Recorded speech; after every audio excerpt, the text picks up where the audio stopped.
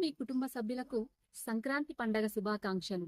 సూర్యుడు ఉత్తరాయణంలో అడుగుపెట్టి పాత బాధల్ని తొలగించేటటువంటి పండుగే సంక్రాంతి. భోగి మంటల్లో పాత బాధలు గాలిపోవాలి, కనుమకాంతుల్లో కొత్త ఆశలు వెలగాలి. అన్నదాతకి గౌరవం, శాంతి, ఆరోగ్యం ప్రతి ఒక్కరికి ఆయురారోగ్యాలు కలగాలని భగవంతుని మనస్ఫూర్తిగా కోరుకుంటూ అందరికీ సంక్రాంతి పండగ శుభాకాంక్షలు.